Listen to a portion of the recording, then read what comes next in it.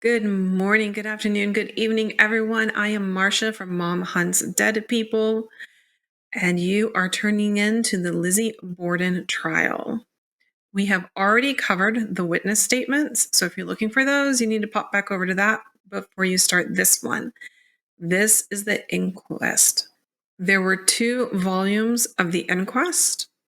This is going to be part of volume 1. Don't forget to like, subscribe, and do all the YouTube things because I will forget to remind you. All right, hunters, let's dig in.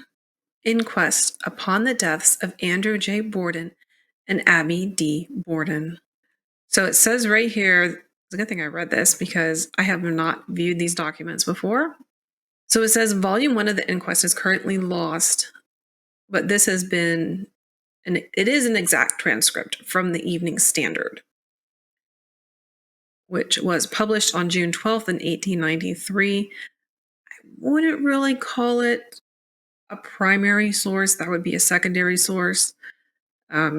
Maybe a primary source. My instinct says go with secondary source on this one, because even if they were there as the inquest was happening, who knows what happened between that time and the publication. So it was the Monday evening edition, page 8, plus 2 unnumbered supplement pages. And it just dives right in. So it looks like Mr. Knowlton is the one questioning Lizzie. Give me your full name. Lizzie Andrew Borden. Is it Lizzie or Elizabeth? Lizzie. Were you so christened? I was so christened. What is your age, please? 32. I didn't realize she was that old. Like everybody keeps referring to as, some girl when they're doing the witness statements. But yeah, no. Your mother is not living? No, sir. When did she die? She died when I was 2.5 years old. You do not remember her then? No, sir. What was your father's age? He was 70 next month. What was his whole name? Andrew Jackson Borden. And your stepmother? What is her whole name? Abby Durfee Borden. How long had your father been married to your stepmother? I think about 27 years. How much of that time have they lived in that house on 2nd Street? I'm not sure, but I think about 20 years last May. Always occupied the whole house? Yes, sir. Somebody told me it was fitted up for 2 tenements. When we bought it, it was for 2 tenements, and the man we bought it of stayed there a few months until he finished his own house. After he finished his own house and moved into it, there was no one else ever moved in. We always had the whole. Have you any idea how much your father was worth? No, sir. Have you ever heard him say? No, sir. Have you ever formed any opinion? No, sir. Did you know something about his real estate? About what? His real estate. I know what real estate he owned, part of it. I don't know whether I know it all or not. Tell me what you know of it. He owns 2 farms in Swansea, the place on 2nd Street, and the A.J. Borden building and corner, and the land on South Main Street where McManus is. And then a short time ago, he bought some real estate up further south that formerly, he said, belonged to Mr. Birch. Did you ever deed him any property? He gave us some years ago Grandfather Borden's house on Ferry Street, and he bought that back from us some weeks ago. I don't know just how many. As near as you can tell. Well, I should say in June, but I'm not sure. What do you mean by bought it back? He bought it of us and gave us the money for it. How much was it? How much money? He gave us $5,000 for it. Did you pay him anything when you took a deed from him? Pay him anything? No, sir. How long ago was it that you took a deed from him? When he gave it to us? Yes. I can't tell you. I should think 5 years. Did you have any other business transactions with him besides that? No, sir. In real estate? No, sir. Or in personal property? No, sir. Never. Never. No transfer of property one way or the other? No, sir. At no time? No, sir. And I understand he paid you the cash for this property? Yes, sir. You and him equally? Yes, sir. How many children has your father? Only two. Only you two? Yes, sir. Any others ever? One that died. Did you ever know of your father making a will? No, sir, except I heard somebody say once that there was one several years ago. That is all I ever heard. Who did you hear say so? I think it was Mr. Morse. What Morse? Uncle John V. Morse. How long ago? How long ago I heard him say it? I have not any idea. What did he say about that? Nothing except just that. What? That Mr. Borden had a will. Did you ask your father? I did not. Did he ever mention the subject of will to you? He did not. Never told you that he had made a will or had not? No, sir. Did he have a marriage settlement with your stepmother that you knew of? I never knew of any. Had you heard anything of his proposing to make a will? No, sir. Do you know of anybody that your father was on bad terms with? There was a man that came there that he had trouble with. I don't know who the man was. When? I cannot locate the time exactly. It was within 2 weeks. That is, I don't know the date or day of the month. Cannot locate the time. It's a weird way of phrasing it, of saying, like, I don't remember. Like 2 weeks ago. But then she says she doesn't remember the day, the date or day of the month. Tell all you saw and heard. I did not see anything. I heard the bell ring, and father went to the door and let him in. I did not hear anything for some time, except just the voices. Then I heard the man say, I would like to have that place. I would like to have that store. Other says, I am not willing to let your business go in there. And the man said, I thought with your reputation for liking money, you would let your store for anything. The father said, you are mistaken. Then they talked a while, and then their voices were louder, and I heard father order him out, and went to the front door with him. What did he say?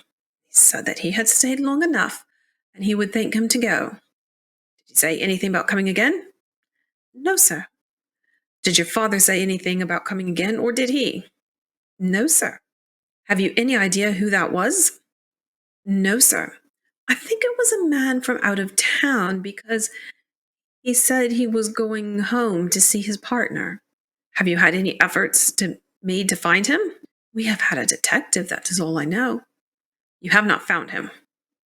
Not that I know of. You can't give us any other idea about it? Nothing but what I have told you. Besides that, do you know of anybody that your father had bad feelings toward, or who had bad feelings toward your father? The trial hunter in me wants to scream about compound questions, like one question at a time. I know of one man that had not been friendly with him. They had not been friendly for years. Who? Mr. Hiram C. Harrington. What relations is he to him? He is my father's brother-in-law. Okay, wait. So the Harrington, that's the officer that's been running around doing all the witness statements, is related to the case? No. Okay, Massachusetts, you need to stop doing this. I would love to be like, well, it's 1892, it's a small town. But my trial hunters are like, dude, the Karen Reed trial literally has this problem. My dead hunters are like, the what? But don't trust me. Big case going on at the time of this recording. And literally that's a problem, is we don't investigate cases where we are familiar with an accused or a victim. Okay, Massachusetts? No, bad Massachusetts. Your mother's brother. My father's only sister married Mr. Harrington. Anybody else that was on bad terms with your father, or that your father was on bad terms with? Not that I know of. You have no reason to suppose that man you speak of a week or two ago had ever seen your father before or has since? No, sir. Do you know of anybody that was on bad terms with your stepmother? No, sir. Or that your stepmother was on bad terms with? No, sir. Had your stepmother any property? I don't know, only that she had half the house that belonged to her father. Where was that? On 4th Street. Who lives in it? Her half sister. Any other property besides that you know of? I don't know. Did you ever know of any? No, sir. Did you understand that she was worth anything more than that? I never knew. Did you ever have any trouble with your stepmother? No, sir. Have you, within 6 months, had any words with her? No, sir. Within a year? No, sir. Within 2 years? I think not. When last that you know of? About 5 years ago. What about her stepsister, half sister? What name? Her name is now Mrs. George W. Whitehead. Nothing more than hard words? No, sir, they were not hard words. It was simply a difference of opinion. You have been on pleasant terms with your stepmother since then? Yes, sir. Cordial? It depends upon one's idea of cordiality, perhaps. According to your own idea of cordiality. We were friendly, very friendly. Cordial, according to your idea of cordiality? Quite so. What do you mean by quite so? Quite cordial. I do not mean the dearest of friends in the world, but very kindly feelings and pleasant. I do not know how to answer you any better than that. You did not regard her as your mother? Not exactly, no, although she came there when I was very young. Were your relations towards her that of daughter and mother? In some ways it was, and in some ways it wasn't. In what ways was it? I decline to answer. Why? Because I don't know how to answer it. In what way was it not? I did not call her mother. What name did she go by? Mrs. Borden. When did you begin to call her Mrs. Borden? I should think 5 or 6 years ago. Before that time, had you called her mother? Yes, sir. What led to the change? The affair with her stepsister. So that the affair was serious enough to have you change from calling her mother, do you mean? I did not choose to call her mother. Have you ever called her mother since? Yes, occasionally. To her face, I mean. Yes. Often? No, sir. Seldom. Seldom. Your usual address was Mrs. Borden? Yes, sir. Did your sister Emma call her mother? She always called her Abby from the time she came to the family. Is your sister Emma older than you? Yes, sir. What is her age? She is 10 years older than I am. She was somewhere about 14 when she came there. What was your stepmother's age? I don't know. I asked her sister Saturday, and she said 64. I told them 67. I did not know. I told as near as I knew. I did not know there was so much difference between she and father. Why did you leave off calling her mother? Because I wanted to. Is that all the reason you have to give me? I have not any other answer. Can't you give me any better reason than that? I have not any reason to give except that I did not want to. In what other respect were the relations between you and her not that of a mother and daughter, besides not calling her mother? I don't know that any of the relations were changed. I had never been to her as a mother in many things. I always went to my sister, because she was older and had the care of me after my mother died. In what respects were the relations between you and her that of mother and daughter? It is the same question you asked before. I cannot answer you any better now than I did before. You did not say before you could not answer it, but that you declined to answer. I declined to answer because I do not know what to say. That is the only reason. Yes, sir. You called your father father? Always. Were your father and mother happily united? Witness pauses a little before answering.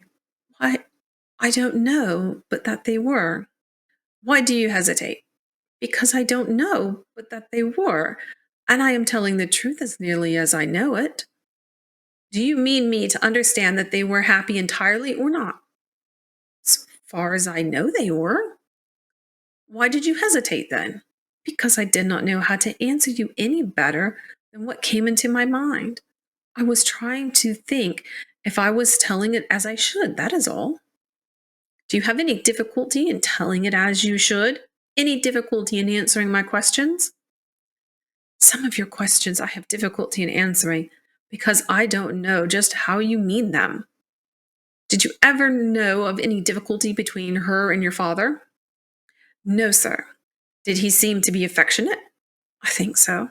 As man and woman who are married ought to be.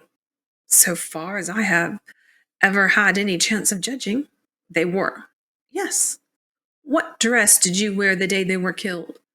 I had on a navy blue, sort of bingaline or India silk skirt with a navy blue blouse. In the afternoon, they thought I had better change it. I put on a pink wrapper. Did you change your clothing before the afternoon? No, sir. You dressed in the morning, as you have described, and kept that clothing on until afternoon? Yes, sir. When did Morse come there first? I don't mean this visit. I mean as a visitor, John V. Morse. Do you mean this day that he came and stayed all night?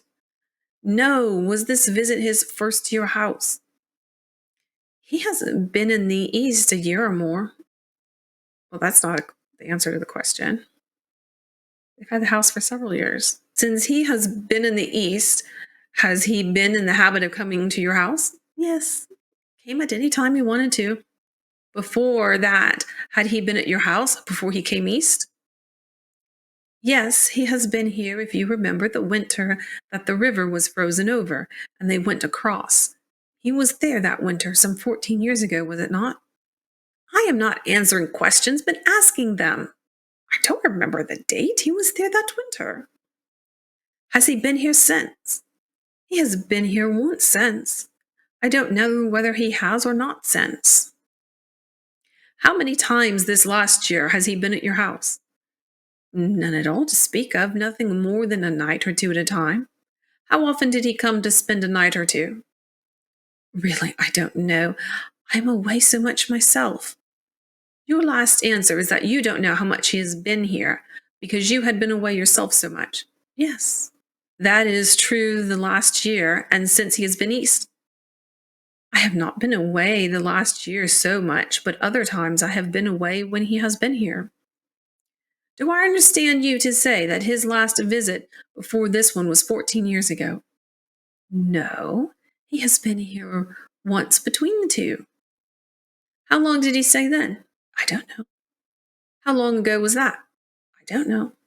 Give me your best remembrance. 5 or 6 years, perhaps. How long has he been east this time?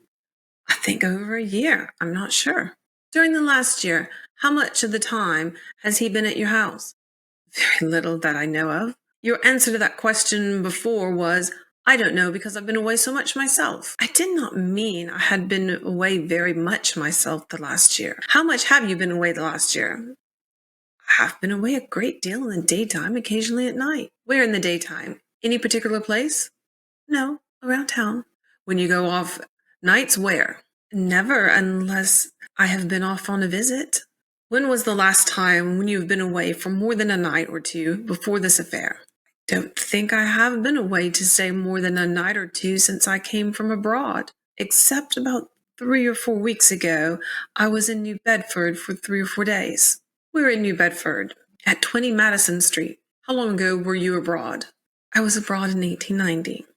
When did he come to the house the last time before your father and mother were killed? He stayed there all night Wednesday night. My question is, when he came there? I don't know. I was not at home when he came. I was out. When did you first see him there? I did not see him at all. How did you know he was there? I heard his voice. You did not see him Wednesday evening? I did not. I was out Wednesday evening. You did not see him Thursday morning? I did not. He was out when I came downstairs. When was the first time you saw him? Thursday noon. You had never seen him before that? No, sir. Where were you Wednesday evening? I spent the evening with Miss Russell. As near as you can remember, when did you return? About 9 o'clock at night. The family had then retired? I don't know whether they had or not. I went right to my room. I don't remember. You did not look to see? No, sir. Which door did you come in at? The front door. Did you lock it? Yes, sir. For the night? Yes, sir. And went straight upstairs to your room? Yes, sir. When was it that you heard the voice of Mr. Morse? I heard him down there about supper time. No, it was earlier than that. I heard him down there somewhere about 3 o'clock, I think. I was in my room Wednesday, not feeling well all day. Did you eat supper at home Wednesday night? I was at home. I did not eat any supper because I did not feel able to eat supper. I had been sick. You did not come down to supper? No, sir. Did you hear him eating supper? No, sir. I did not know whether he was there or not. You heard him in the afternoon? Yes, sir. Did you hear him go away? I did not. You did not go down to see him? No, sir. Was you in bed? No, sir. I was on the lounge. Why did you not go down? I did not care to go down, and I was not feeling well and kept my room all day. You felt better in the evening? Not very much better.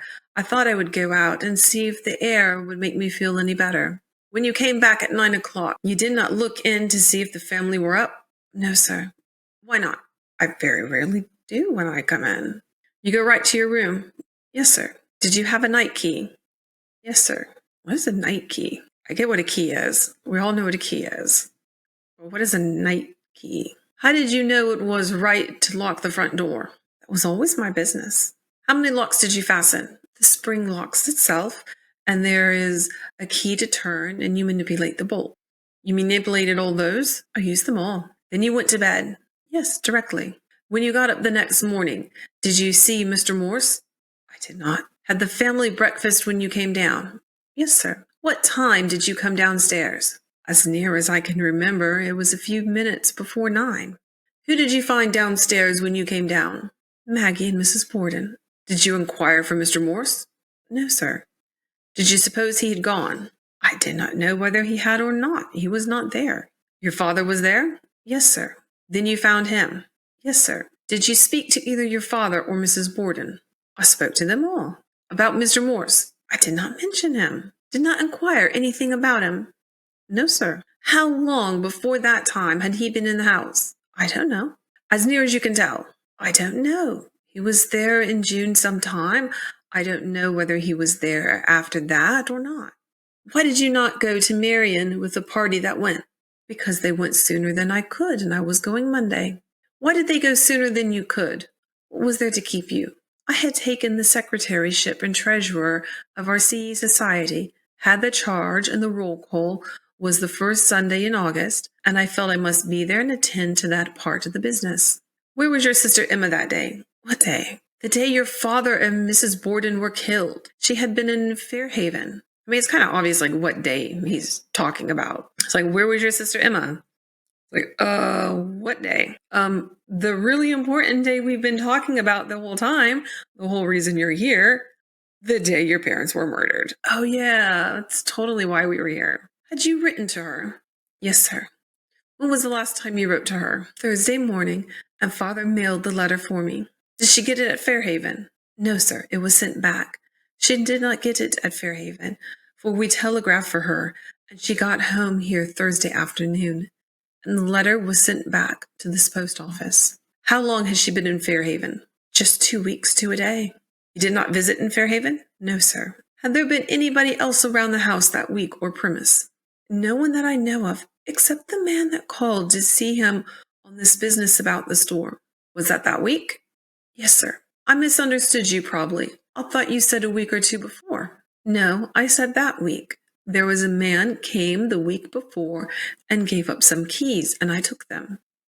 Do you remember of anybody else being then around the premise that week?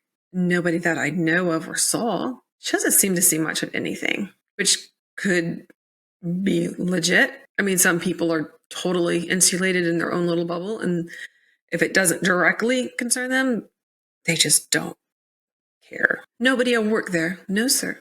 Nobody doing any chores there? No, sir. Not that I know of. Nobody had access to the house, so far as you know, during that time? No, sir. I ask you once more how it happened that, knowing Mr. Morse was at your house, you did not step in and greet him before you retired. I have no reason except that I was not feeling well Wednesday, so I did not come down. No, you were down when you came in from out. When you came in from out. What a horrible way to phrase that. Okay. In other words, he's saying that no, you did come downstairs because you came downstairs and went outside to take a walk, hoping to feel better. And when you came back inside, when you came inside from your walk outside. But it is kind of weird that like she apparently hasn't seen her uncle in like a really long time, like face to face. But now that he's there, she's like, nah, why should I talk to him? Or maybe because she hasn't seen him in a long time, she's like, nah, uncle, whatever. Do you mean Wednesday night? Yes, because I hardly ever do go in. I generally went right up to my room, and I did that night. Could you then get to your room from the back hall? No, sir. From the back stairs? No, sir. Why not? What would hinder?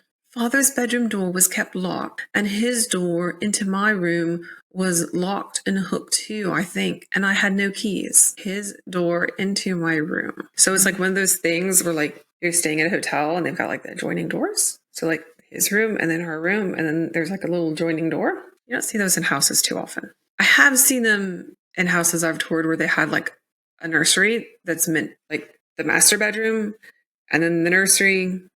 And then as the kid grows up, the nursery turns into like a normal kid's room. I've seen them like that. So maybe it's that kind of setup. That was the custom of the establishment. It had always been so. It was so Wednesday and so Thursday. It was so Wednesday, but Thursday they broke the door open. That was after the crowd came, before the crowd came. It was so. See, now you don't understand whether she said, the problem with the compound questions. Was it after the crowd came, they broke the door? Before the crowd came that they broke the door? And she's like, yeah. Well, which part? Did they break the door before or after? There was no access except one had a key and one would have to have two keys. They would have to have two keys if they went up the back way to get into my room. If they were in my room, they would have to have a key to get into his room and another to get into the back stairs. Where did Mr. Moore sleep? In the next room over the parlor in front of the stairs. Right up the same stairs that your room was.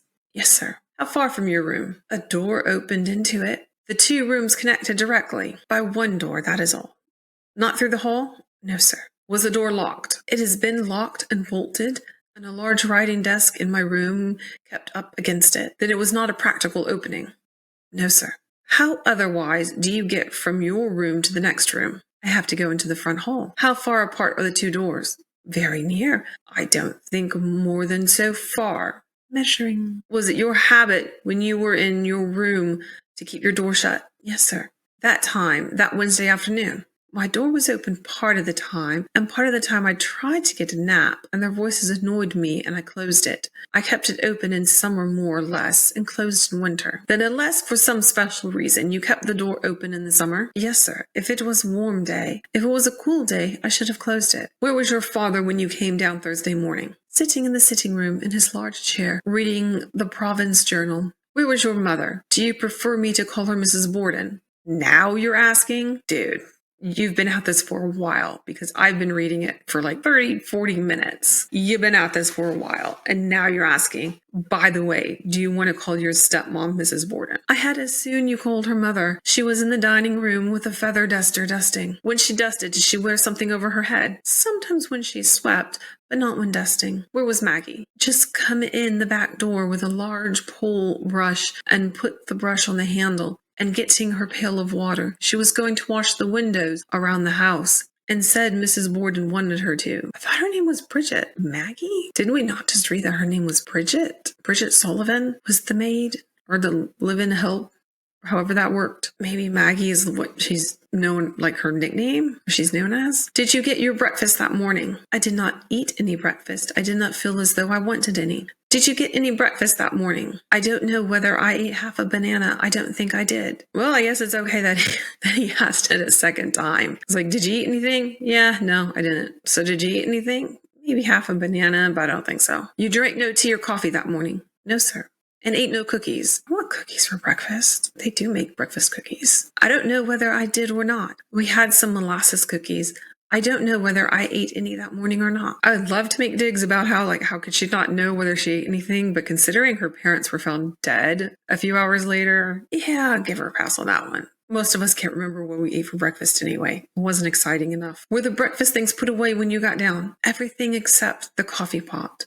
I am not sure whether that was on the stove or not. She is not sure about anything going on. Now, see, at this point, I'm starting to get suspicious. A long time ago in a world far, far away, I did do security, and this is the kind of stuff that you're like, wait, did you have breakfast? You said no. Did you have breakfast? You said maybe half a banana. Did they put everything away? Maybe you're not sure. Did you have coffee or tea? No. Did you have cookies? Well, there was some around, but I'm not sure if I ate them. When people can suddenly start not remembering things, it tends to perk your interest. You said nothing about Mr. Morse to your father or mother. No, sir. What was the next thing that happened after you got down? Maggie went out of doors to wash the windows, and father came into the kitchen and said he did not know whether he would go down to the post office or not. And then I sprinkled some handkerchiefs to iron. For those of you who are not familiar with like housework before our modern housework, she would have been using like this, literally like those solid blocks of an iron that is just like pure metal. And you heat them up and you sprinkle your object with water, and then you put the iron down and start ironing with it. And you're holding that big metal block with like folded over piece of fabric. Tell me again what time you came downstairs. It was a little before 9. I should say about quarter. I don't know, sure. Did your father go downtown? He went down later. What time did he start away? I don't know. What were you doing when he started away? I was in the dining room, I think. Yes. I had just commenced, I think, to iron. It may seem a foolish question. How much of an ironing did you have? Well, your phrasing seems foolish, but we'll go with the question. I only had about 8 or 10 of my best handkerchiefs. So her father leaves. We know he stops at several locations before he comes back with a small package. But she's saying she started ironing before he left. It would take a while to heat the iron on the stove. You got to get some sort of water to sprinkle it. You have to set up. But she started that process before he even left. Even if she started it right before he left, if it's only 8 or 10 handkerchiefs, maybe he was quick about everything he did. We know what time he came back. What time did he? A little before 9. So she's saying it took her roughly an hour to iron a couple handkerchiefs. Did you let your father out? No, sir. He went out himself. Did you fasten the door after him? No, sir. Did Maggie? I don't know. She went upstairs. She always locked the door. She had charge of the back door. Did she go after a brush before your father went away? I think so. Did you say anything to Maggie? I did not. Did you say anything about washing the windows? No, sir. Did you speak to her? I think I told her I did not want any breakfast.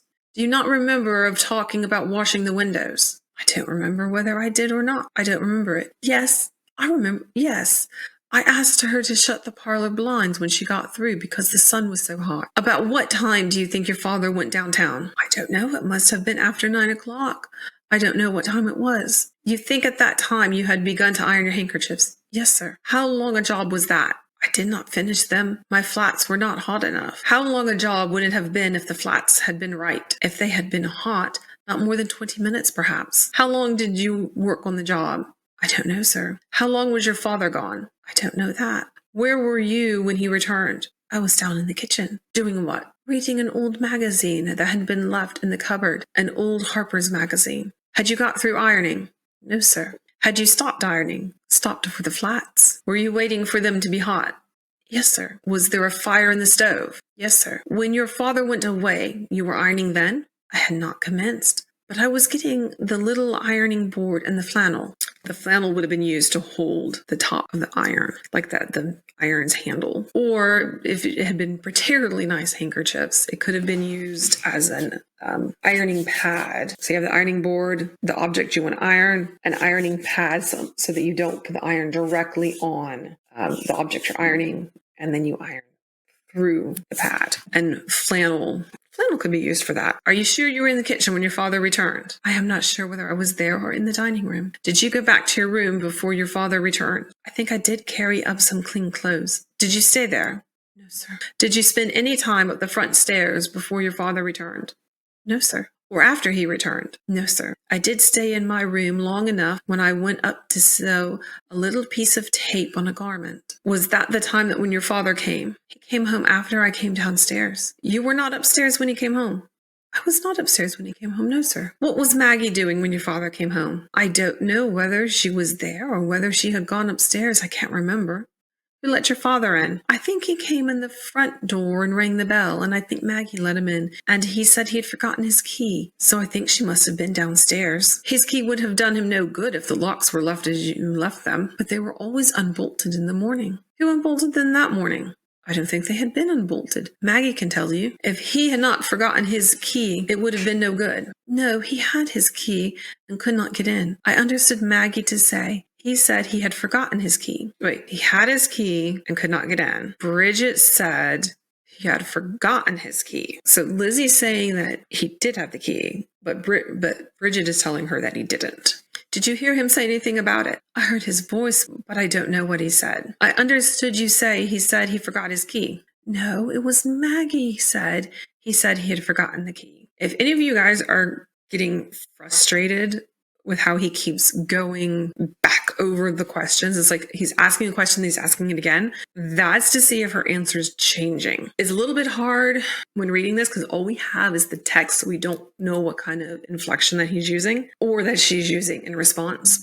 His style of questioning is not one I prefer, but if it gets the job done, it's the correct style. Where was Maggie when the bell rang? I don't know, sir. Where were you when the bell rang? I think in my room upstairs. Then you were upstairs when your father came home? I don't know. Sure, but I think I was. What were you doing? As I say, I took up these clean clothes and stopped and basted a little piece of tape on a garment. Did you come down before your father was let in? I was on the stairs coming down when she let him in. Then you were upstairs when your father came to the house on his return? I think I was. How long had you been there?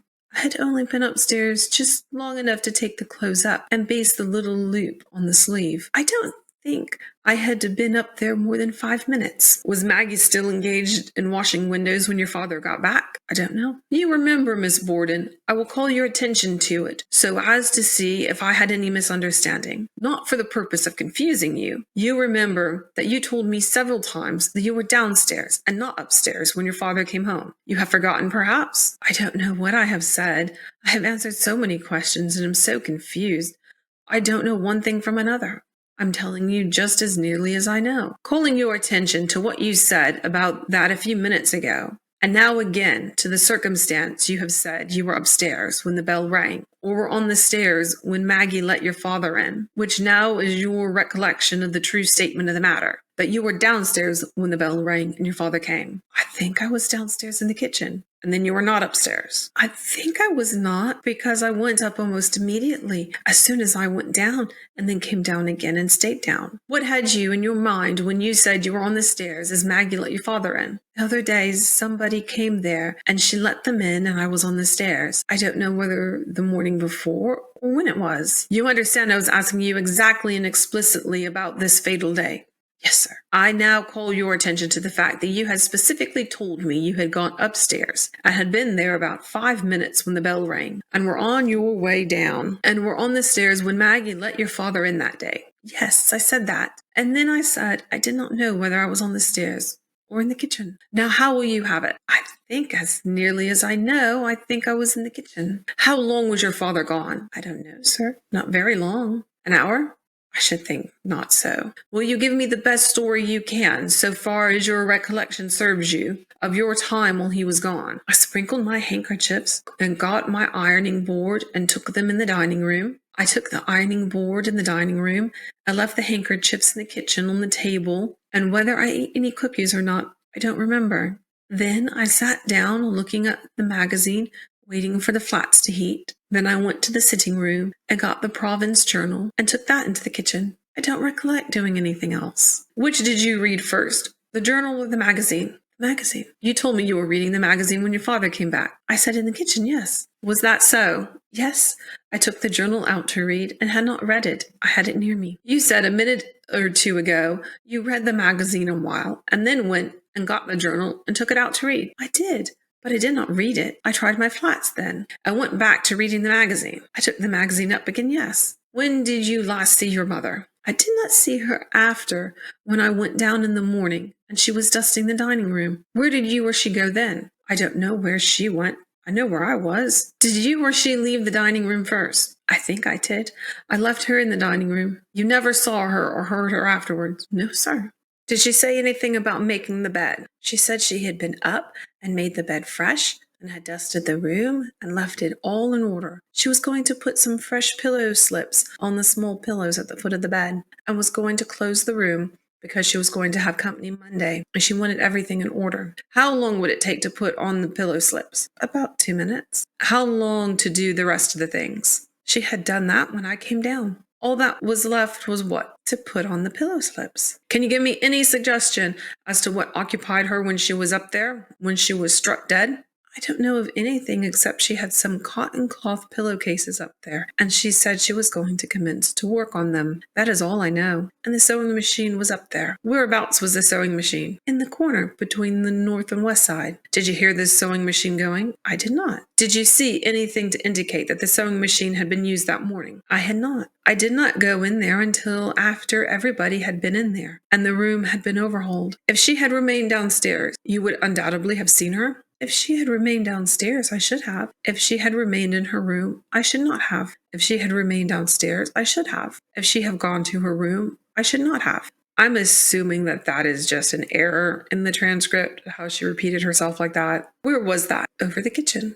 To get to the room, she would have to go through the kitchen to get up the back stairs. That is the way she was in the habit of going. Yes, sir, because the other doors were locked. If she had remained downstairs and had gone to her own room, you undoubtedly would have seen her. I should have seen her if she had stayed downstairs. If she had gone to her room, I would not have seen her.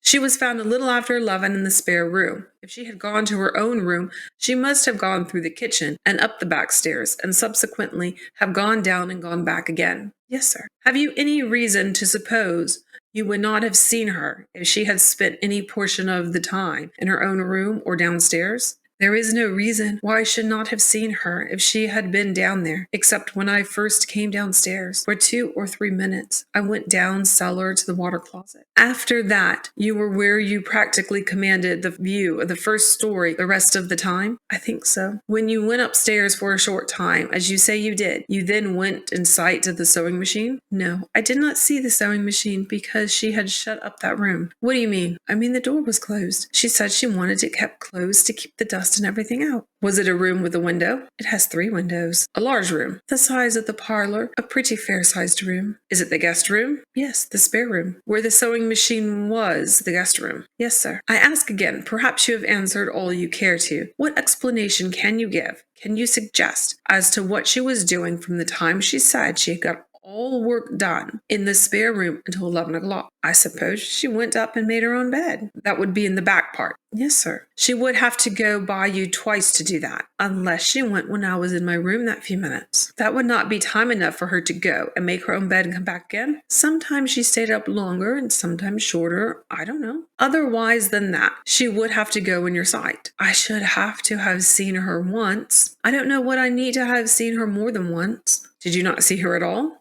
No, sir, not after the dining room. What explanation can you suggest as to the whereabouts of your mother from the time you saw her in the dining room? And she said her work in the spare room was all done until 11 o'clock. I don't know. I think she went back into the spare room, and whether she came back again or not, I don't know. That has always been a mystery. Can you think of anything that she could be doing in the spare room? Yes, sir. I know she used to do sometimes. She kept her best cape she wore on the street in there, and she used occasionally to go up there to get it and take it into her room. She kept a great deal in the guest room drawers. She used to go up there and get things and put things. She used those drawers for her own use. That connects her with her own room again, to reach which she had to go downstairs and come up again. Yes. Assuming she did not go into her own room, I understand you to say she could not have gone to her own room without your seeing her. She could while I was down cellar. You went down immediately you came down, within a few minutes, and you did not see her when you came back. No, sir.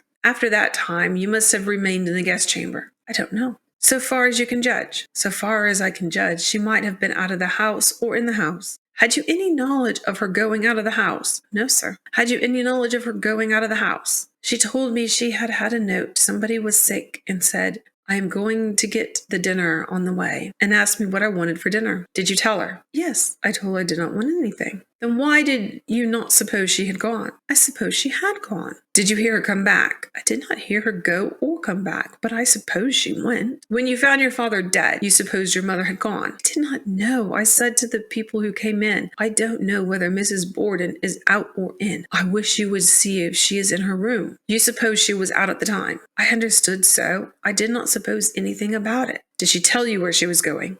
No, sir. Did she tell you who the note was from? No, sir. Did you ever see the note? No, sir. Do you know where it is now? No, sir. She said she was going out that morning. Yes, sir. Hearing continued, Wednesday, August 10th, 1892. I shall have to ask you once more about that morning. Do you know what the family ate for breakfast? No, sir. Had the breakfast all been cleared away when you got down? Yes, sir. I want you to tell me just where you found the people when you got down that you did find there. Masters of Grammar we be. I found Mrs. Borden in the dining room. I found my father in the sitting room. And Maggie? Maggie was coming in the back door with her pail and brush. Tell me what talk you had with your mother at that time. She asked me how I felt. I said I felt better than I did Wednesday, but I did not want any breakfast. She asked me what I wanted for dinner. I told her nothing. I told her I did not want anything. She said she was going out and would get the dinner. That is the last I saw her, or said anything to her. Where did you go then? Into the kitchen. Where then? Down cellar. Gone perhaps 5 minutes? Perhaps. Not more than that, possibly a little bit more. When you came back, did you see your mother? I did not.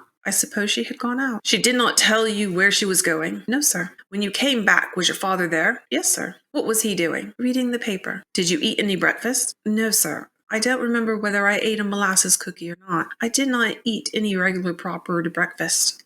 Was it usual for your mother to go out? Yes, sir. She went out every morning nearly and did the marketing. Was it usual for her to be gone away from dinner? Yes, sir. Sometimes, not very often. It's usual be gone from dinner. How is it sometimes not very often? So the answer should be no, not very often, not yes. How often say? Oh, I should think more than, well, I don't know, more than once in 3 months perhaps. Yeah, see, that's not very often that you're missing dinner with the family. Maybe that's like a once every month and a half. Now call your attention to the fact that twice yesterday you told me with some explicitness that when your father came in, you were just coming downstairs. No, I did not. I beg your pardon. That you were on the stairs at the time your father was let in. You said with some explicitness. Do you now say you did not say so? I said I thought first I was on the stairs. Then I remembered I was in the kitchen when he came in. First you thought you were in the kitchen. Afterwards you remembered you were on the stairs. I said I thought I was on the stairs. Then I said I knew I was in the kitchen. I still say that now.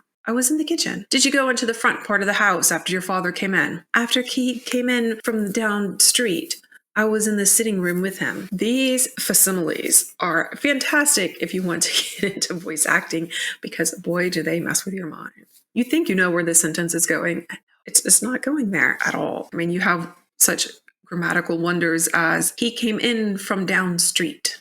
Did you go into the front hall afterwards? No, sir. At no time? No, sir. Excepting the 2 or 3 minutes you were down cellar. Were you away from the house until your father came in? No, sir. You were always in the kitchen or dining room, excepting when you went upstairs. I went upstairs before he went out. You mean you went up there to sew a button on? I pasted a piece of tape on. Do you remember you did not say that yesterday? I don't think you asked me. I told you yesterday I went upstairs directly after I came up from down cellar with clean clothes. You now say after your father went out, you did not go upstairs at all. No, sir. I did not. When Maggie came in there washing the windows, you did not appear from the front part of the house. No, sir. When your father was let in, you did not appear from upstairs. No, sir. I was in the kitchen. That is so. Yes, sir, to the best of my knowledge. After your father went out, you remained there, either in the kitchen or dining room, all the time. I went to the sitting room long enough to direct some paper wrappers. Direct some paper wrappers? I'm not even sure what paper wrappers are in this context, nor how you are directing them, but my overactive imagination wants to picture little paper wrappers like on candies, and somebody sitting there directing them like a director of a movie. And it is quite entertaining, actually. One of the 3 rooms. Yes, sir. So it would have been extremely difficult for anybody to have gone through the kitchen and dining room and front hall without your seeing them. They could have gone from the kitchen into the sitting room while I was in the dining room, if there was anybody to go. Then into the front hall. Yes, sir. You were in the dining room ironing. Yes, sir. Part of the time. You were in all of the 3 rooms.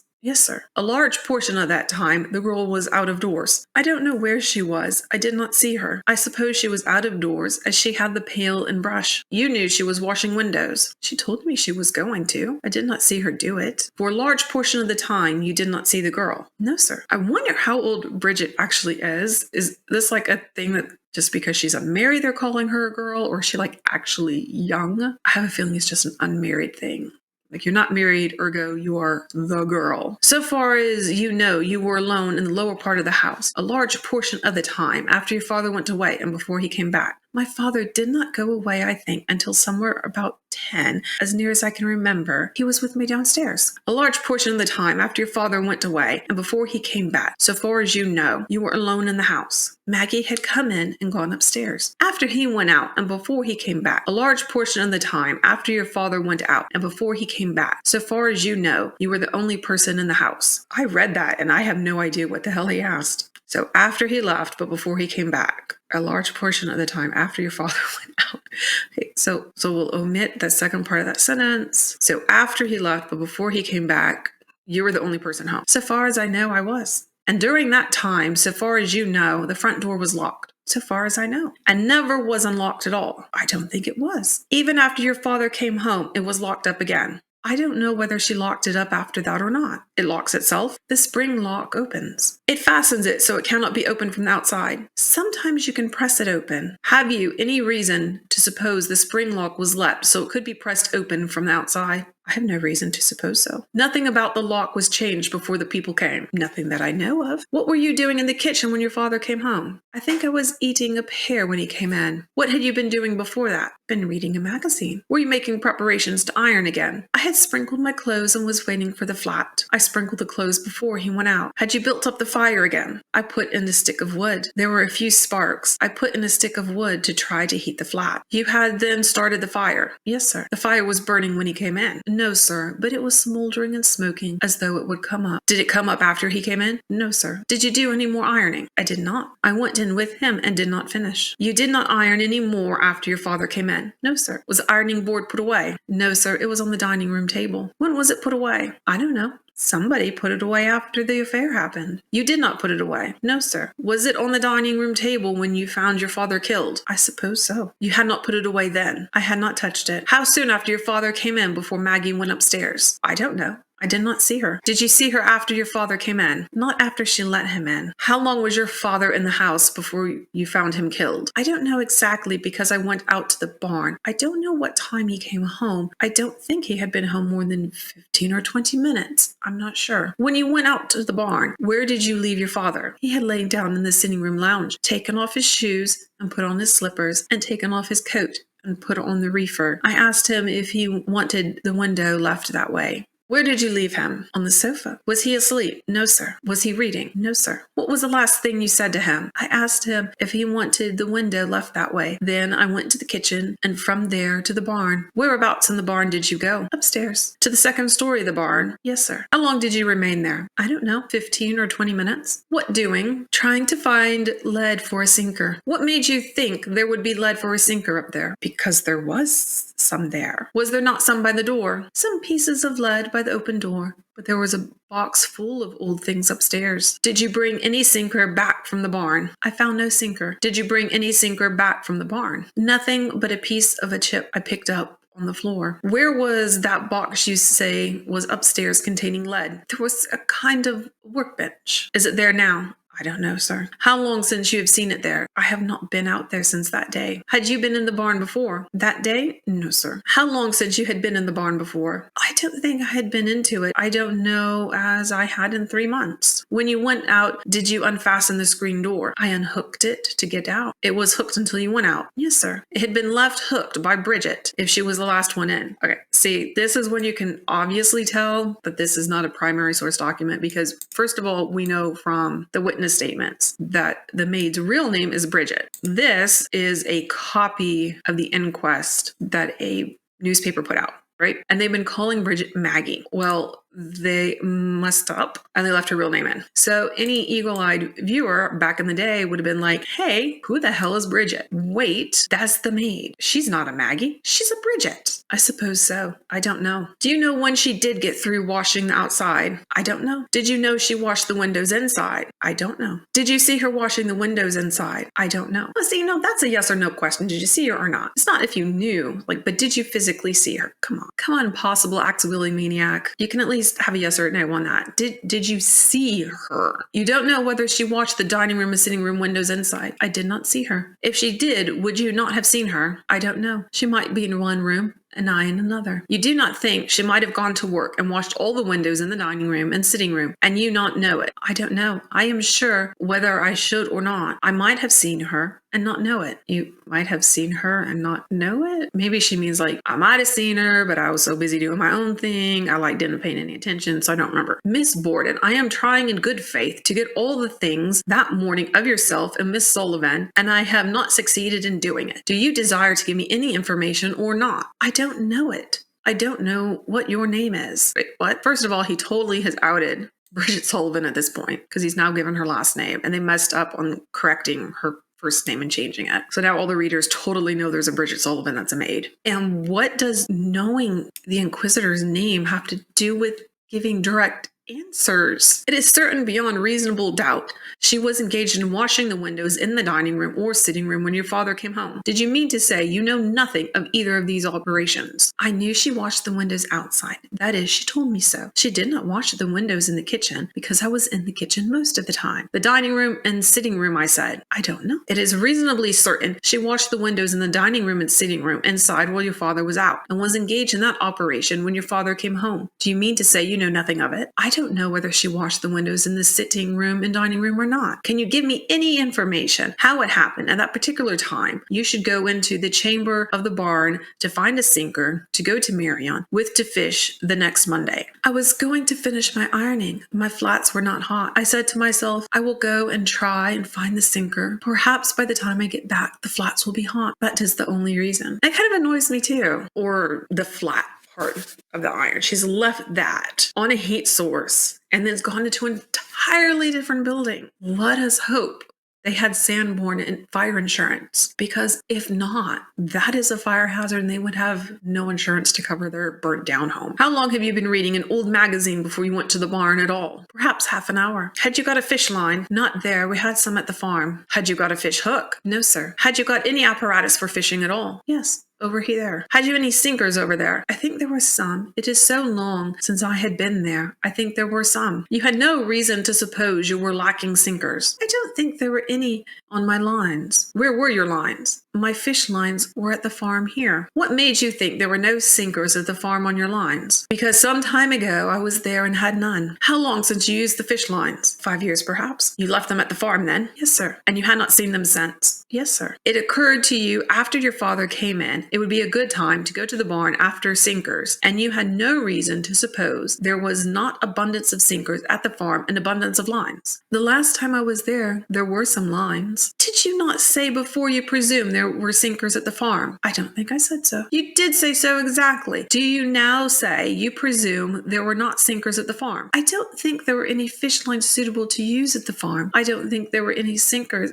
on any line that had been mine. Do you remember telling me you presumed there were lines and sinkers and hooks at the farm? I said there were lines, I thought, and perhaps hooks. I did not say I thought there were sinkers on my lines. There was another box of lines over there beside mine. You thought they were not sinkers? Not on my lines. Not sinkers at the farm. I don't think there were any sinkers at the farm. I don't know whether there were or not. Did you then think there were no sinkers at the farm? I thought there were no sinkers anywhere, or I should not have been trying to find some. You thought there were no sinkers at the farm to be had. I thought there were no sinkers at the farm to be had. That is the reason you went to the second story of the barn to look for a sinker. Yes, sir. What made you think you would find sinkers there? I heard father say, and I knew there was lead there. What made you think you would find sinkers there? I went to see because there was lead there. You thought there might be lead there made into sinkers. I thought there might be lead with a hole in it. Did you examine the lead that was downstairs near the door? No, sir. Why not? I don't know. You went straight straight to the upper story of the barn. No, I went under the pear tree and got some pears first. Then you went to the second story of the barn to look for sinkers for lines you had at the farm, as you supposed, as you had seen them there 5 years before that time. I went up to get some sinkers if I could find them. I did not intend to go to the farm for lines. I was going to buy some lines here. You then had no intention of using your own lines at Marion. I could not get them. You had no intentions of using your own line and hooks at the farm. No, sir. What was the use of telling me a little while ago you had no sinkers on your line at the farm? I thought I made you understood that those lines of the farm were no good to use. Okay, she had totally not said that part at all, that they were no good. She's just like, they're there at the farm. That's why I don't have any lines here. That's why I don't have any poles here. But I'm pretty sure there was no sinkers for some odd reason at the farm. So that's why I was getting sinkers here.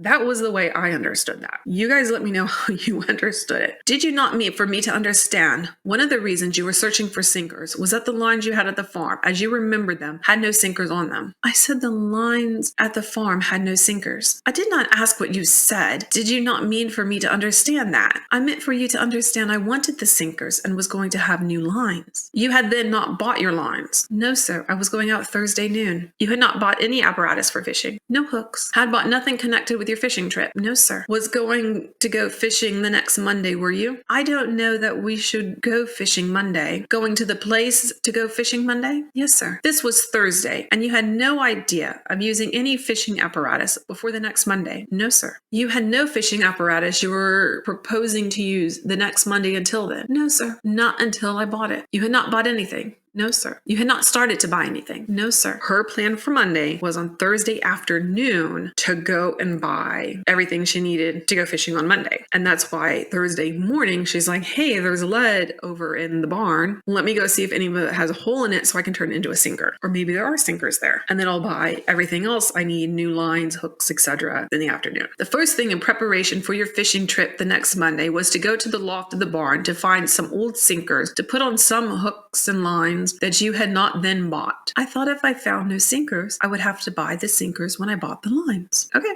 I'll give you that. That makes sense. See what you have so you don't waste money. You thought you would be saving something by hunting in the loft of the barn before you went to see whether you should need them or not. I thought I would find out whether there were any sinkers before I bought the line. And if there was, I should not have to buy any sinkers. If there were some, I should only have to buy the lines and the hooks. You began the collection of your fishing apparatus by searching for the sinkers in the barn. Yes, sir. You were searching in a box of old stuff in the loft of the barn. Yes, sir. Upstairs. That you had never looked at before. I had seen them. Never examined them before. No, sir. All the reason you supposed there were sinkers there was your father had told you there was lead in the barn. Yes, lead. And one day I wanted some old nails. He said there was some in the barn. All the reason that gave you to think there were sinkers was your father said there was old lead in the barn. Yes, sir. Did he mention the place in the barn? I think he said upstairs. I am not sure. Where did you look upstairs? On the workbench, like in anything? Yes, in a box, sort of a box. And then some things laying right on the side that was not in the box.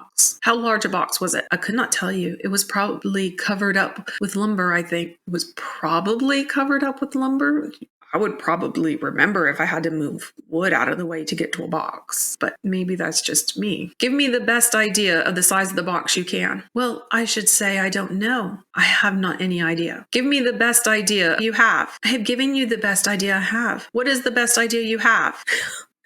About that large, measuring with hands. That long? Yes. How wide? I don't know. Give me the best idea you have. Perhaps as wide as it was long? How high? Not very high. About how high? Witness measures with her hands. About twice the length of your forefinger. I should think so. Not quite. What was in the box? Nails and some old locks. And I don't know, but there was a doorknob. Anything else? I don't remember anything else. Any lead? Yes, some pieces of tea lead like foil. We call that tin foil, the same as you use on tea chests. I don't remember seeing any tin foil. Not as thin as that. Tea chest lead. No, sir. What did you see in the shape of lead? Flat pieces of lead, a little bigger than that. Some of them were doubled together. How many? I could not tell you. Where else did you look inside the box? I did not look anywhere for lead except the workbench. Did you look for anything else besides lead? No, sir. When you got through looking for lead, did you come down? No, sir. I went to the west window over the hay. To the west window, and the curtain was slanted a little. I pulled it down. What else? Nothing. Is that all you did? did? Yes, sir. That is the second story of the barn. Yes, sir. Was the window open? I think not. Hot? Very hot. How long do you think you were up there? Not more than 15 or 20 minutes, I should think. Should you think that you have told me would occupy 4 minutes? Yes. Because I ate some pears up there. Do you think all you have told me would take you 4 minutes? I ate some pears up there. I asked you to tell me all you did. I told you all I did. Did you mean to say you stopped your work and then, additional to that, sat still and ate some pears while I was looking out the window? Yes, sir. Will you tell me all you did in the second story of the barn? I think I told you all I did that I can remember. Is there anything else? I told you. I took some pears up from the ground when I went up. I stooped under the pear tree and took some pears up when I went up. Have you now told me everything you did up in the second story of the barn? Yes, sir. I now call your attention and ask you say whether all you have told me. I don't suppose you stayed there any longer than necessary. No, sir, because it was closed. I suppose that was the hottest place there was on the premises. I should think so. Can you give me any explanation why all you have told me would occupy more than 3 minutes? Yes, it would take me more than 3 minutes to look in that box that you would have described the size of on the bench and put down the curtain and then get out as soon as you conveniently could. Would you say you were occupied in that business 20 minutes? I think so, because I did not look for the box when I first went up. What did you do? I ate my pears. Stood there eating the pears, doing nothing. I was looking out the window. Stood there looking out the window eating the pears. I should think so. How many did you eat? 3, I think. You were feeling better than you did in the morning. Better than I did the night before. You were feeling better than you were in the morning. I felt better in the morning than I did the night before. That is not what I asked you. You were then, when you were in that hot loft, looking out of the window and eating 3 pears, feeling better, were you not, than you were in the morning when you could not eat any breakfast? I never eat any breakfast. You did not answer my question, and you will if I will have it put all day. Were you then, when you were eating those 3 pears in a hot loft, looking out of that closed window, feeling better than you were in the morning when you ate no breakfast? I was feeling well enough to eat the pears. Were you feeling better than you were in the morning? I don't think I felt very sick in the morning, only, yes, I don't know, but I did feel better. As I say, I don't know whether I ate any breakfast or not, or whether I ate a cookie. Were you then feeling better than you did in the morning? I don't know how to answer you, because I told you I felt better in the morning anyway. Do you understand my question? My question is whether, when you were in the loft of that barn, you were feeling better than you were in the morning when you got up. No, I felt about the same. Were you feeling better than you were when you told your mother you did not care for any dinner? No, sir. I felt about the same. Well enough to eat pears, but not well enough to eat anything for dinner. She asked me if I wanted any meat. I asked you why you should select that place, which was the only place which would put you out of sight of the house to eat those 3 pears in. I cannot tell you any reason. You observe that fact, do you not? You have put yourself in the only place, perhaps, where it would be impossible for you to see a person going into the house. Yes, sir. I should have seen them from the front window. From anywhere in the yard? No, sir, not unless from the end of the barn. Ordinarily, in the yard, you could see them, and in the kitchen where you had been, you could have seen them. I don't think I understand. When you were in the kitchen, you could see persons who came in at the back door. Yes, sir. When you were in the yard, unless you were around the corner of the house, you could see them in at the back door. No, sir, not unless I was at the corner of the barn. The minute I turned, I could not. What was there? A little jog like the walk turns. I ask you again to explain to me why you took those pears from the pear tree. I did not take them from the pear tree. From the ground, wherever you took them from. I thank you for correcting me. Going into the barn, going upstairs into the hottest place in the barn, in the rear of the barn, the hottest place, and there standing and eating those pears that morning. I beg your pardon. I was not in the rear of the barn. I was in the other end of the barn that faced the street, where you could see anybody coming into the house. Yes, sir. Did you not tell me you could not before I went into the barn at the jog on the outside? You now say when you were eating the pears, you could see the back door. Yes, sir. So nobody could come in at that time without you were seeing them. I don't see how they could. After you got through eating your pears, you began your search. Yes, sir. Then you did not see into the house? No, sir, because the bench is at the other end. Now I have asked you over and over again, and will continue the inquiry, whether anything you did at the bench would occupy more than 3 minutes. Yes, I think it would. would, because I pulled over quite a lot of boards and looking to get at the box. Yes, sir. Taking all that, what is the amount of time you think you occupied in looking for that piece of lead which you did not find? Well, I should think perhaps I was 10 minutes looking over those old things. Yes, sir, on the bench. Now, can you explain why you were 10 minutes doing it? No, only that I can't do anything in a minute. When you came down from the barn, what did you do then? Came into the kitchen. What did you do then? I went into the dining room and laid down my hat. What did you do then? Opened the sitting room door and went into the sitting room, or pushed it open. It was not latched. What did you do then? I found my father and rushed to the foot of the stairs. What were you going into the sitting room for? To go upstairs. What for? To sit down. What had become of the ironing? The fire had gone out. Well, see, it's lucky the fire went out. We have no idea whether they had Sanborn or not. Oh, no,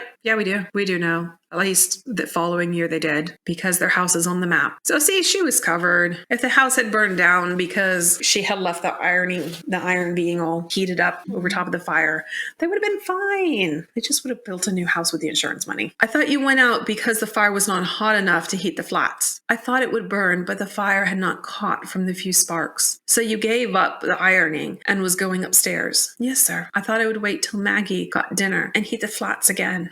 Nope. We already know her real name is Bridget. All it takes is one mess up. We know she's not a Maggie Sullivan. We now know she's a Bridget. When you saw your father, where was he? On the sofa? What was his position? Lying down. Describe anything else you noticed at that time. I did not notice anything else. I was so frightened and horrified. I ran to the foot of the stairs and called Maggie. Did you notice that he had been cut? Yes, that is what made me afraid. Did you notice that he was dead? I did not know whether he was or not. Did you make any search for your mother? No, sir. Why not? I thought she was out of the house. I thought she had gone out. I called Maggie to go to Dr. Bowen's. When they came, I said, I don't know where Mrs. Borden is. I thought she had gone out. Did you tell Maggie you thought your mother had come in? No, sir. That you thought you heard her come in? No, sir. Did you say to anybody that you thought she was killed upstairs? No, sir. To anybody? No, sir. You made no effort to find your mother at all? No, sir. Who did you send Maggie for? Dr. Bowen. She came back and said Dr. Bowen was not there. What did you tell Maggie? I told her he was hurt. When you first told her, I says, go for Dr. Bowen as soon as you can. I think father is hurt. Did you then know that he was dead? No, sir. You saw him? Yes, sir. You went into the room? No, sir. Looked in at the door? I opened the door and rushed back. Saw his face? No, I did not see his face because it was all covered with blood. You saw where the face was bleeding? Yes, sir. Did you see the blood on the floor?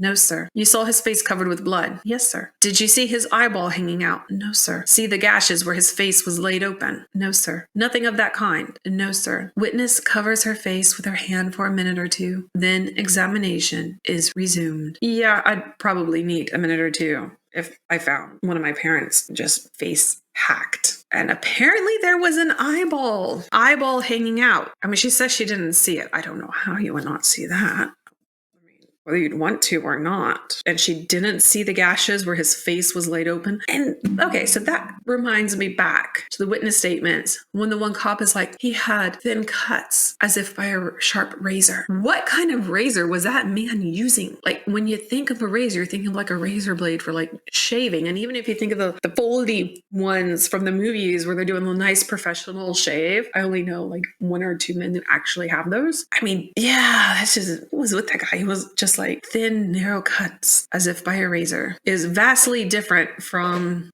gashes that laid open his face. Do you know of any employment that would occupy your mother for the 2 hours between 9 and 11 in the front room? Not unless she was sewing. If she had been sewing, you would have heard the machine. She did not always use the machine. Did you see, or were there found, anything to indicate that she was sewing up there? I don't know. She had given me a few weeks before some pillowcases to make. My question is not that. Did you see, or were there found, anything to indicate that she had done any sewing in that room that morning? I don't know. I was not allowed in that room. I did not see it. Was that the room where she usually sewed? No, sir. Did you ever know her to use that room for sewing?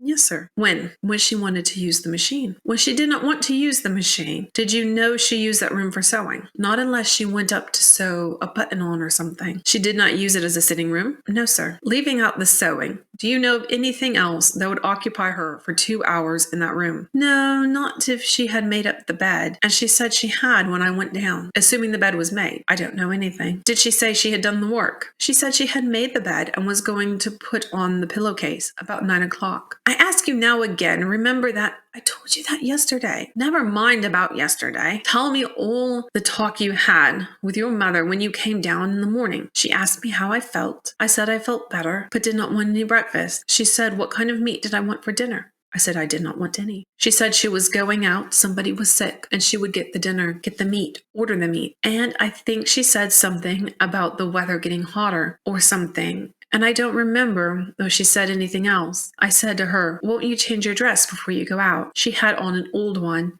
She said, no, this is good enough. That is all I can remember. Is this narrative you have not again said anything about her having said that she had made the bed? I told you that she said she had made the bed. In this time saying you did not put that in. I want that conversation that you had with her that morning. I beg your pardon again. In this time of telling me you did not say anything about her having received a note. I told you that before. Miss Borden, I want you now to tell me all the talk you had with your mother when you came down and all the talk she had with you. Please begin. Again, she asked me how I felt. I told her. She asked me what I wanted for dinner. I told her not anything. What kind of meat I wanted for dinner. I told her not any. She said she had been up and made the spare bed and was going to take up some linen pillowcases for the small pillows at the foot. And then the room was done. She says, I have had a note from somebody that is sick and I am going out. And I will get the din at the same time. I think she said something about the weather. I don't know. She also asked me if I would direct some paper wrappers for her, which I did. She said she had had a note. Yes, sir. You told me yesterday you never sold the note. No, sir, I never did. You looked for it? No, sir, but the rest have. She did not say where she was going. No, sir. Does she usually tell you where she is going? She does not generally tell me. Did she say when she was coming back? No, sir. Did you know that Mr. Morse was coming to dinner? No, sir. I knew nothing about him. Was he at dinner the day before? Wednesday noon. I don't know. I had not seen him. I don't think he was. Were you at dinner? I was in the house. I don't know whether I went down to dinner or not. I was not feeling well. Whether you ate dinner or not?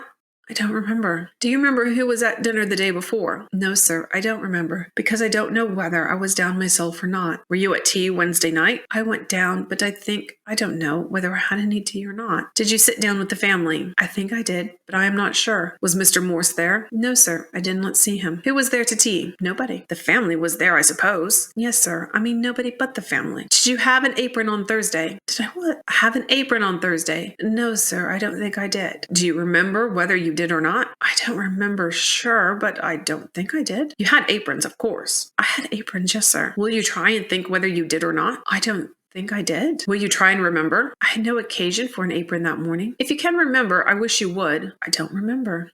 Ah, I remember. Because Harrington, her uncle, who was doing the investigation, or was it Doherty, who was not her uncle, but was still doing the investigation, had mentioned she had an apron on with stripes and was tied at the side with a sash. I remember. That is all the answer you can give me about that. Yes, sir. Did you have any occasion to use the axe or hatchet? No, sir. Did you know where they were? I knew there was an old axe down cellar. That is all I knew. Did you know anything about a hatchet down cellar? No, sir. Where was the old axe down cellar? The last I saw it, it was stuck in an old chopping block. Was that the only axe or hatchet down cellar? It was all I knew about. When was the last you knew of it? When our farmer came to chop wood. When was that? I think a year ago last winter. I think there was so much wood on hand. He did not come last winter. Do you know of anything that would occasion the use of an axe or hatchet? No, sir. Do you know of anything that would occasion forgetting of blood on an axe or hatchet down cellar? No, sir. I did not say there was, but assuming an axe or hatchet was found down cellar with blood on it. No, sir. Do you know whether there was a hatchet down there before this murder? I don't know. You are not able to say your father did not own a hatchet? I don't know whether he did or not. Did you know there was found at the foot of the stairs a hatchet or axe? No, sir. I did not. Assume that is so. Can you give me an explanation of how they came there? No, sir. Assume they had blood on them. Can you give me an occasion for there being blood on them? No, sir. Can you tell any killing of an animal or any other operation that would lead to their being cast there with blood on them? No, sir. He killed some pigeons in the barn last May or June. Warning.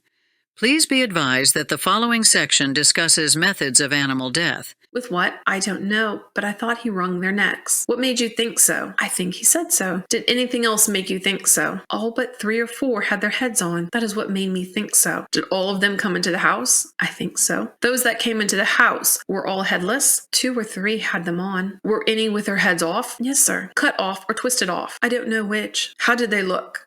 I don't know. Their heads were gone. That is all. Did you tell anybody they looked as though they were twisted off? I don't remember whether I did or not. The skin, I think, was very tender. I said, why are these heads off? I think I remember of telling somebody that he said they twisted off. Did they look to be as if they were cut off? I don't know. I did not look at that particularly. Is there anything else besides that would lead, in your opinion so far, as you can remember, to the finding of instruments in the cellar with blood on them? I know of nothing else that was done. So some of you may be queasy about the fact that he had wrung the necks of the pigeons, but you do need to remember the time period. But it would have not been unusual for him to have killed the pigeons in the barn. 1, to get rid of a pest, and 2, to eat them because pigeon is squab.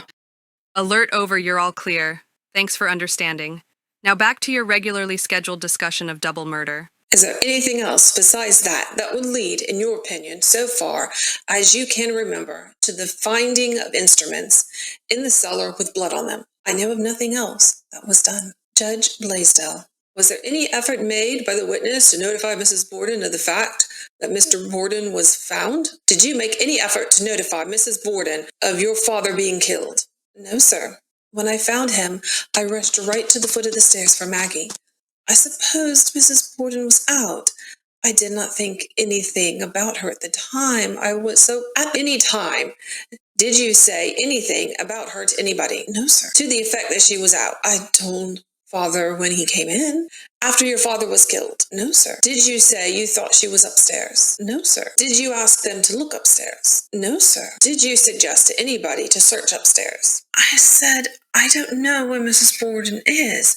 That is all I said. You did not suggest that any search be made for her? No, sir. You did not make any yourself? No, sir. I want you to give me all that you did by way of word or deed to see whether your mother was dead or not. When you found your father was dead, I did not do anything except what I said to Mrs. Churchill. I said to her, I don't know where Mrs. Borden is. I think she is out, but I wish you would look. You did ask her to look. I said that to Mrs. Churchill. Where did you intend for her to look? In Mrs. Borden's room. When you went out to the barn, did you leave the door shut, the screen door? I left it shut. When you came back, did you find it shut or open? No, sir. I found it open. Can you tell me anything else that you did that you have not told me during your absence from the house? No, sir. Can you tell me when it was that you came back from the barn, what time it was? I don't know what time it was. Have you any idea when it was that your father came home? I'm not sure, but I think it must have been after 10, because I think he told me he did not think he should go out until about 10. When he went out, I did not look at the clock to see what time it was. I think he did not go out until 10, or a little after. He was not gone so very long. Will you give me the best judgment you can as to the time your father got back? If you have not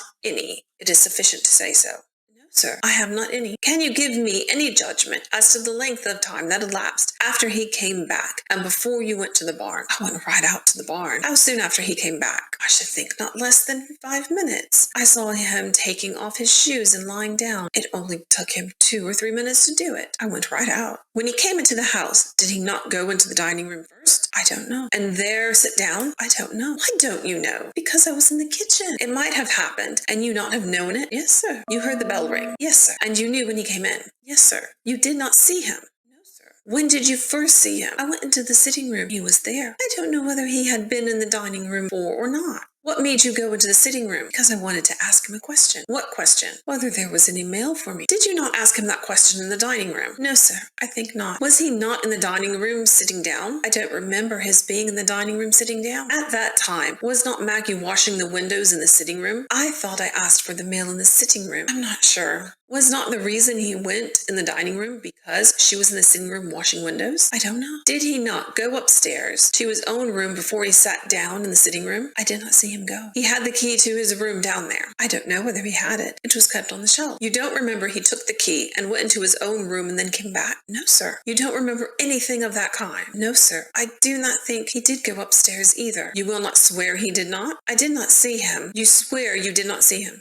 Yes, sir. You were either in the kitchen or sitting room all the time? Yes, sir. He could not have gone up without he had gone through the kitchen? No, sir. When did you go into the sitting room to ask him a question? If it was the sitting room, what took place then? I asked him if he had any mail. He said, none for you. He had a letter in his hand. I supposed it was for himself. I asked him how he felt. He said, about the same. He said he should lie down. I asked him if he thought he should have a nap. He said he should try to. I asked him if he wanted the window left the way it was, or if he felt a draught. He said, no, that is all. Did you help him about lying down? No, sir. Fix his pillows or head? No, sir. I did not touch the sofa. Did he lie down before you left the room? Yes, sir. Did anything else take place? Not that I remember of. Was he then under medical treatment? No, sir. The doctor had not given him any medicine that you know of? No, sir. He took some medicine. It was not doctor's medicine. It was what we gave him. What was it? We gave him castor oil and then Garfield tea. When was that? He took the castor oil sometime Wednesday. I think sometime Wednesday noon. And I think the tea Wednesday night.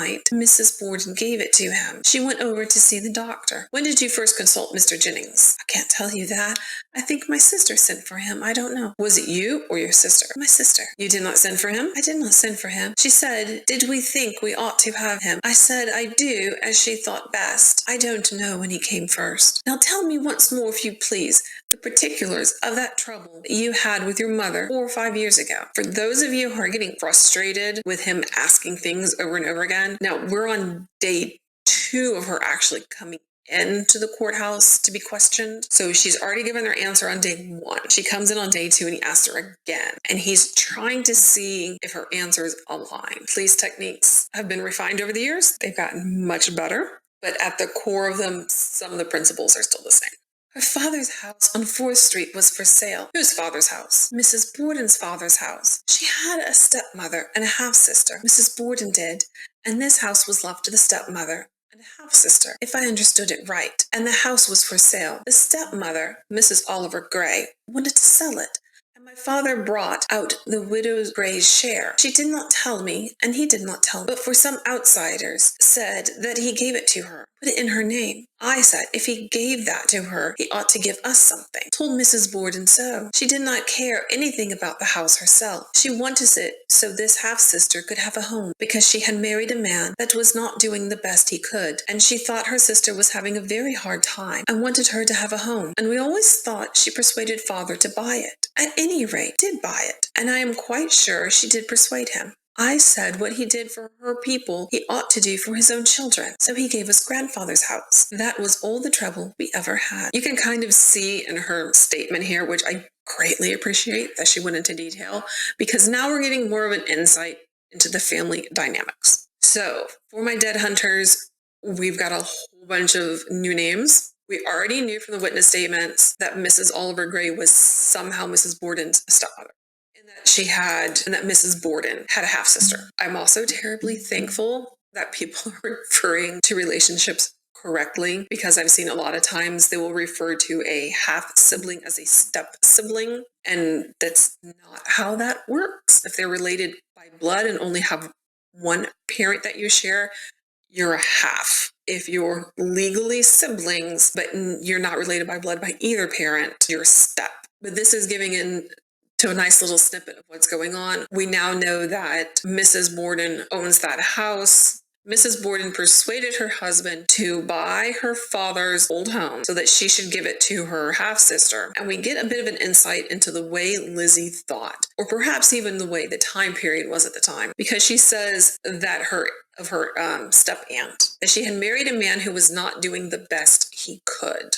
So basically he wasn't able to provide for her step-aunt, as in, here is a home, here is money to spend, you don't have to work. There's a lot of people nowadays that would have issues with the assumption that the male half of the relationship would have to provide for the female half of the relationship, assuming that you have a male-female relationship in the first place. And there's a lot of people who would also rightly have offense that any one half of the relationship would provide for the other half of the relationship. It's that have to part that people get offended about. If you want to provide for your partner, that's up to you and your partner. But being told you must provide for your partner is offensive because it's kind of saying, well, why can't my partner do anything for themselves? And why do I have to do everything? So no matter which side of that equation you're on, it's an imbalanced relationship. So Lizzie is also saying that this wasn't such a big deal. They were viewing it, her and her sister were viewing it as a fairness issue. You bought the house for your wife to give to her sister. If you're buying her property, you should be buying us property. And so that's when he gave the sisters their grandfather's house. And that once that occurred, there was no more issues. They're like, cool, everything's fair now. You gave something to everybody. You have not stated any trouble yet between you and her. I said there was feeling 4 or 5 years ago when I stopped calling her mother. I told you that yesterday. That is all there is to it then. Yes, sir. You had no words with your stepmother then. I talked with her about it and said, what he did for her, he ought to do for us. That is all the words we had. That is the occasion of this giving you the house that you sold back to him. Yes, sir. Did your mother leave any property? I don't know. Your own mother? No, sir. Not that I ever knew of. Did you ever see that thing? Wooden club. Okay, I'm assuming he pulled out a wooden club. In my head, I'm kind of picturing like a baseball bat, but a wooden, or maybe an anime wooden club that an ogre would use. Let's see where this leads us. Yes, sir, I think I have. What is it? My father used to keep something similar to this that looked very much like it under his bed. He whittled it out himself on one time. How long since you have seen it? I have not seen it in years. How many years? I could not tell you. I should think 10 or 15 years, not since I was quite a little girl. If that is the one, I can't swear that it is the one. It was about this size. Marks it with a cross. How many years? 10 or 15? I was a little girl. It must be as much as that. When was the last time the windows were washed before that day?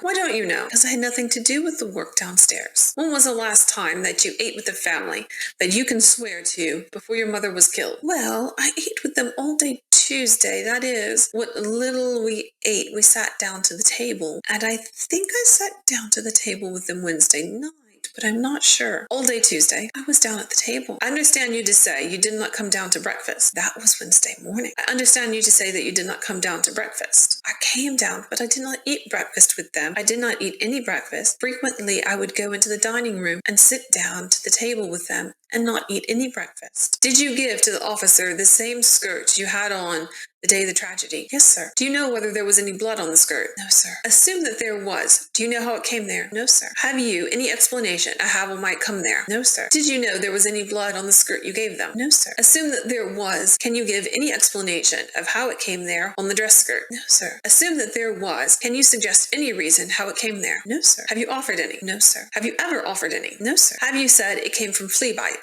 On the petticoats, I said there was a flea bite. I said it might have been. You said you meant the dress skirt. I did. Have you offered any explanation how that came there? I told those men that were at the house that I had had fleas.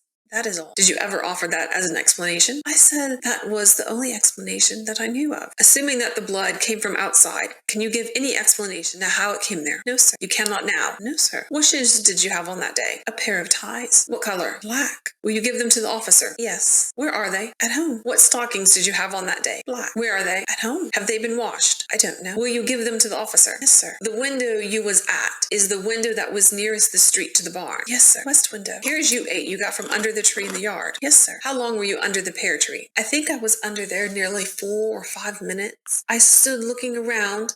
I looked up at the pigeon house that they have closed up. It was no more than 5 minutes, perhaps not as long. I can't say sure. The animal that was discussed was pigeons, and now she's saying that they have a pigeon house. So it's possible that they were actually breeding the pigeons for food, and that it wasn't just we have a pest in the barn that we're going to capture and use for food. It looks like they may have actually been breeding the pigeons for food. Judge Blaisdell, was this witness on Thursday morning in the front hall or front stairs or front chamber, any part of the front part of the house at all? What do you say to that? I had to come down the front stairs to get into the kitchen. When you came down first? Yes, sir. Were you afterwards? No, sir. Not at all. Except the few minutes I went up with the clean clothes, and I had to come back again. That you say now was before Mr. Borden went away? Yes, sir. Miss Borden recalled Thursday, August 11th, 1892. Mr. Knowlton, is there anything you would like to correct in your previous testimony? No, sir. Did you buy a dress pattern at New Bedford? Dress pattern? Yes. I think I did. Where is it? It is at home. Where? Where at home? Please. It is in a trunk. In your room? No, sir.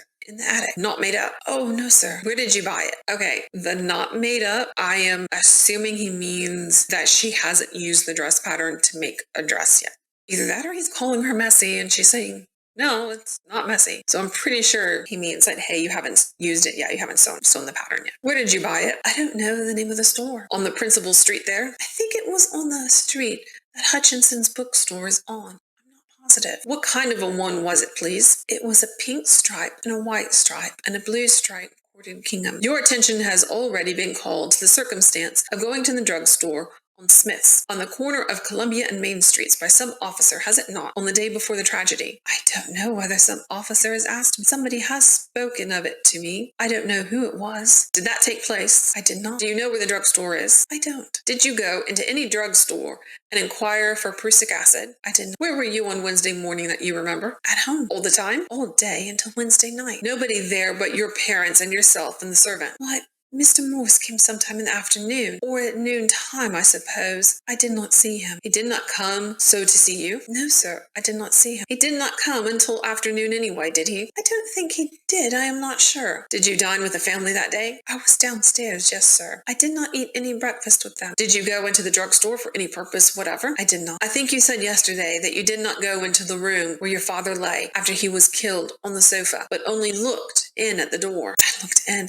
I did not go in. You did not step into the room at all? I did not. Did you ever, after your mother was found killed, go into that room? No, sir. Did you afterwards go into the room where your father was killed, any more than to go through it, to go upstairs? They took me upstairs. They took me through that room. Otherwise than that, did you go into it? No, sir. Let me refresh your memory. You came down in the night to get some water with Miss Russell, along towards night, or in the evening, to get some water with Miss Russell. Thursday night. I don't remember it. Don't you remember coming downstairs sometime to get some toilet water? No, sir, there was no toilet water downstairs. Or to empty the slops. I don't know whether I did Thursday evening or not. I'm not sure. Oh, I am so happy that plumbing has come such a long way. We do not have to get toilet water nor empty slops.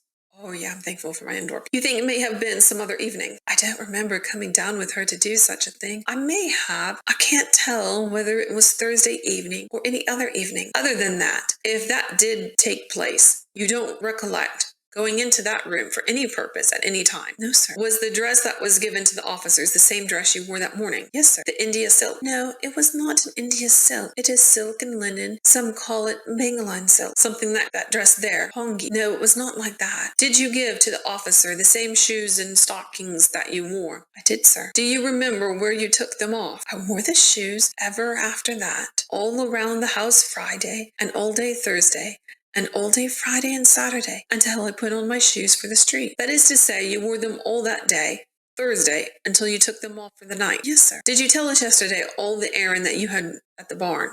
Yes, sir. You have nothing to add to what you said? No, sir. You had no other errand than what you had spoken of? No, sir. Miss Borden, of course you appreciate the anxiety that everybody has to find the author of this tragedy, and the questions that I put to you have been in that direction. Now I ask you, if you can furnish any other fact or give any other, even suspicion, that will assist the officers in any way in this matter. About 2 weeks ago, was you going to tell the occurrence about the man that called the house? No, sir. It was after my sister went away. I came home from Miss Russell's one night, and as I came up, I always glanced towards the side door as I came along by the carriageway. I saw a shadow in the side steps. I did not stop walking, but I walked slower. Somebody ran down the steps around the east end of the house. I thought it was a man, because I saw no skirts, and I was frightened, and of course I did not go around to see. I hurried in the front door as fast as I could and locked it. What time of night was that? I think about 9:15. It was not after 9 o'clock anyway. Do you remember what night that was? No, sir, I don't. I saw somebody run around the house once before last winter. One thing at a time. Did you recollect about how long ago that last occurrence was? It was after my sister went away. She has been away 2 weeks today, so it must have been within 2 weeks. 2 weeks today, or 2 weeks at the time of the murder. Is not today Thursday? Yes, but that would be 3 weeks. I thought you said that the day your father was murdered, she had been away just 2 weeks. Yes, she had. Then it would be 3 weeks today your sister went away. A week has elapsed. Yes, it would be 3 weeks. You mean it was some time within the 2 weeks that your sister was away? Yes, I had forgotten that a whole week had passed since the affair. I am not sure whether her referring it to the affair is her evading referring it to a murder. Which, if you watch a lot of true crime stuff, there is a whole set of people who believe that if you avoid calling the crime by the name of the crime and you try to lessen the severity of it, like instead of saying that had been a whole week had passed since the murders, you just call it the affair, that you're more likely to be the guilty party because you're trying to lessen the severity of the crime you committed. I would have to see some research on that, whether that's a true thing or not, but it is something that some people believe. I would maybe pay more attention to people who wouldn't refer to it as a murder, but it could be that they just don't want to think about it. I mean, it was somebody that was close to her. It was 2 people that were close to her. It could also be the fact that we're reading something from the 1890s, and it may have been a cultural taboo for a woman to have referred to it as a murder because, she was all dainty and fair and blah, blah, blah, 1890s. Different from that, you cannot say, no, sir, I don't know what the date was. This form, when you first saw it, was on the steps of the back door. Yes, sir. Went down the rear steps. Went down towards the barn. Around the back of the house. Disappeared in the dark. I don't know where they went. Have you ever mentioned that before? Yes, sir. I told Mr. Jennings. To any officer? I don't think I have unless I told Mr. Hanscom. What was you going to say about last winter? Last winter, when I was coming home from church one Thursday evening, I saw somebody run around the house again. I told my father of that. Did you tell your father of this last one? No, sir. Of course, you could not identify who it was either time. No, I could not identify who it was, but it was not a very tall person. Have you sealskin sacks? Yes, sir. Where are they? Hanging in a large white bag in the attic, each one separate, put away for the summer. Yes, sir. Do you ever use prussic acid on your sacks? Acid? No, sir. I don't use anything on them. Is there anything else that you can suggest that even amounts to anything whatsoever? I know of nothing else except the man who came, and father ordered him out. That is all I know. That you told about the other day. I think I did. Yes, sir. You have not been able to find that man. I have not. I don't know whether anybody else has or not. Have you caused search to be made for him? Yes, sir. When was the offer of reward made for the detection of the criminals? I think it was made Friday. Who suggested that? We suggested it ourselves and asked Mr. Buck if he did not think it was a good plan. Whose suggestion was it? Yours or Emma's? I don't remember. I think it was mine. All right, guys, we did it. We finished volume 1 of the Inquest. We do have another volume. The first volume was not a true facsimile. If you remember, I made a mistake on that one. The first volume is a copy of a news article. So like the reporter went to the inquest and then they took the transcription down. Obviously, we know that they've made some mistakes because they tried to protect Bridget's name by calling her Maggie, only to screw up and out her as Bridget anyway. So, and then they gave her last name too. So that's probably why during the witness statement, Bridget was like, hey, I want out of here. Like everybody knows people are sending messages to the jail. I'm not in jail. We now understand how that came to be. It was because people probably did like they do now. And they were like, hey, this person was this and now they're this and let me find out. And they lived here and I'm going to go harass them or I'm going to go ask for an interview. So I have some sympathies for Bridget at this point. So volume 2 is the actual facsimile, right? So I don't know, since I haven't looked ahead. I did promise you guys I was not going to look ahead, which is also the reason why that I go and I'm like, yeah, like, why didn't she do this? And then like 2 sentences later, it's like, yeah, they did that. So don't know how volume 2 is going to differ from volume 1, but it will be interesting to see the difference. There should be no name protection in volume 2 because it is a true court transcript. All right, everyone, that is it for today. And I will see you next time. Until then, happy hunting.